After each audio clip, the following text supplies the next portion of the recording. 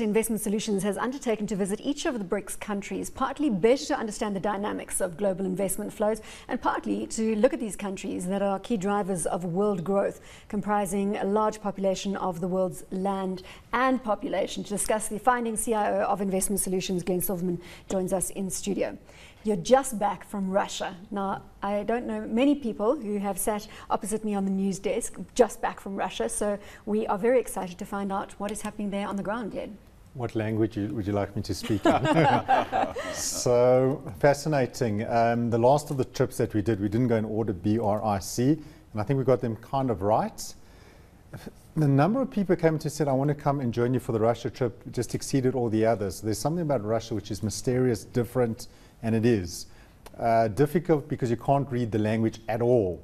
And yet in the business meetings, they spoke very good English. We saw big companies, some of the largest in the world, and certainly in their sectors, the largest in Russia and often in the world, etc.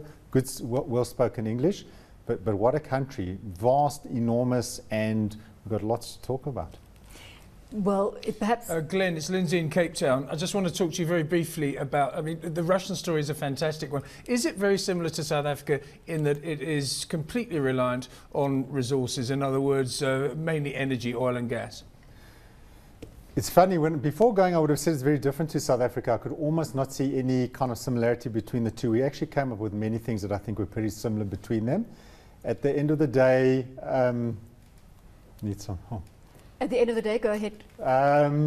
I think South Africa is a lot more diversified. I think we have a better economy than they do. They're very reliant on oil and gas. It's kind of something like 70%, depending on whether you look at GDP or exports or current account, etc. So that was one of the comments made, that unless Russia can truly diversify away from oil and gas, they do have this very heavy reliance on the commodity cycle. Are you excited about the Russian investment story?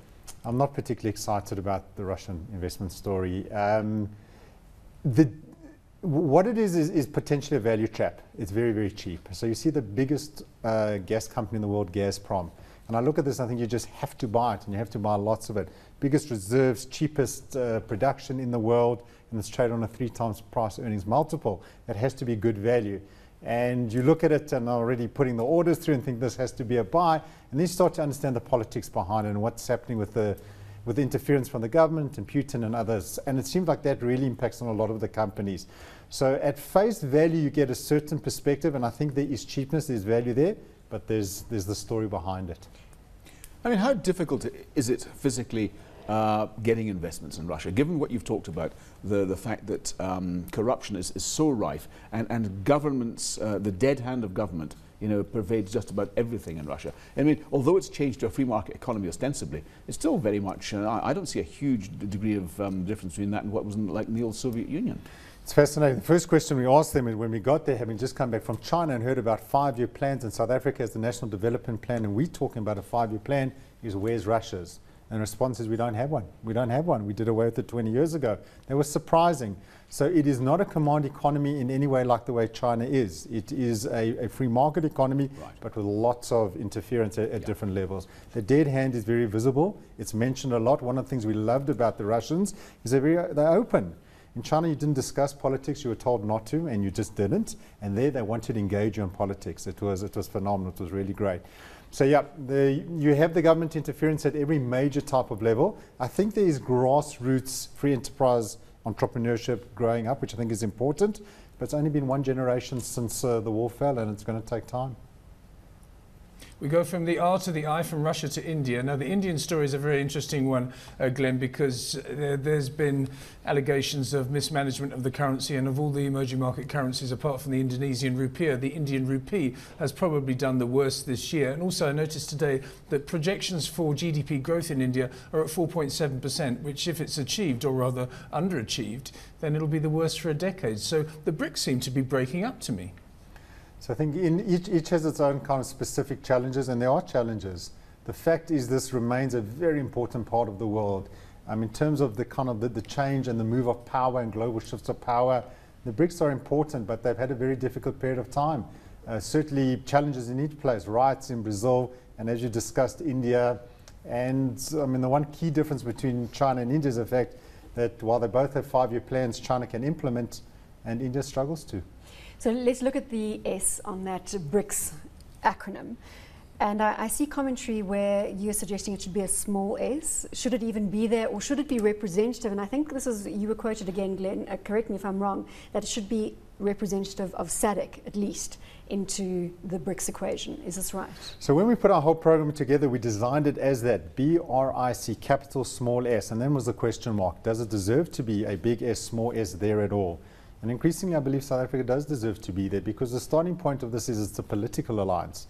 And as far as politics go, firstly, the Chinese invited South Africa to be there, so there's a very special bond between South Africa and China, which I think we have discussed beforehand. Secondly, I think as the thought leader of Africa, I think we deserve to be there. And then many had said, if you treated S as SADC regions, then obviously even in terms of people and population and landmass, kind of deserve to be there.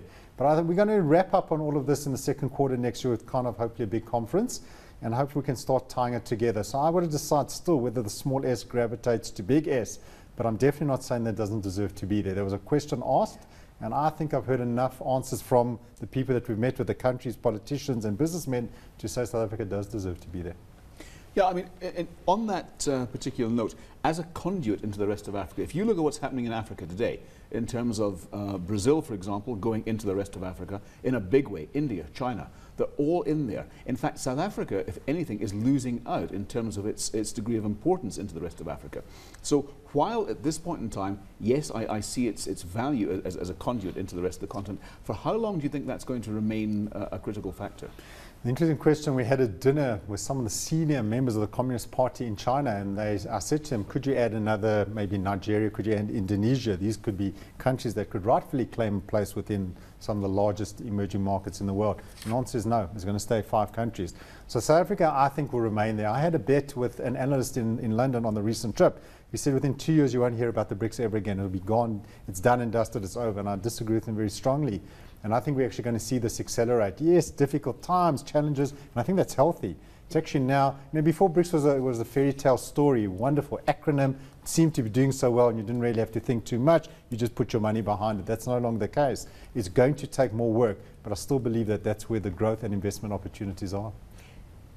If you add Nigeria and Indonesia, by the way, it goes from BRICS to BRINCIS, B-R-I-N-C-I-S. Let's have a look at China, which is the big one. 7.8% GDP growth we saw announced last week. The PMI data was coming out today. Some people are saying, look, it's because of the housing situation and there's a housing bubble, which is unsustainable. Some people say it's because of government spending and that isn't the real economy. The small and medium-sized business is not doing so well. Other people are saying, forget it. It's a fantastic growth story and it will continue. What do you say, Glenn?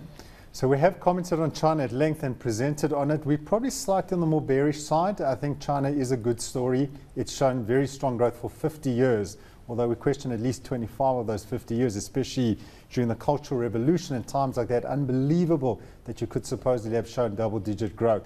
But growth will slow. The country is enormous. It has to slow as a consequence just of its size. And there are some challenges. So growth is going to slow, and I think even the government is telling, the Chinese government was saying growth will slow. The question is how much and when. There are some challenges. They've got a few issues. The housing market, I think, is very, very worrying. The debt, they talk about 23% debt to GDP in terms of the official numbers. We can get numbers 10 times that size if you take the shadow banking and the other parts of the market into account. And then there's overinvestment in infrastructure, which still continues. So I think China growth is going to slow. It's only a question of how much. Could be quite sharp. So let me ask you just a final question. Brazil, Russia, India, China, you've visited them all. Which one would you go back on vacation to? So I've got like a food score that I'm going to do, and that's kind of really important to me in terms of what I thought. I thought Russia would score at the bottom. So India is by far the best food I've ever tasted. It was wonderful. And China was terrible. I just thought it was. So as a destination, I think India is #1 and Russia was #2. And the other thing, just in terms of things to see, those 2 countries are phenomenal. So I think I would put the India-Russia part at the top of my list.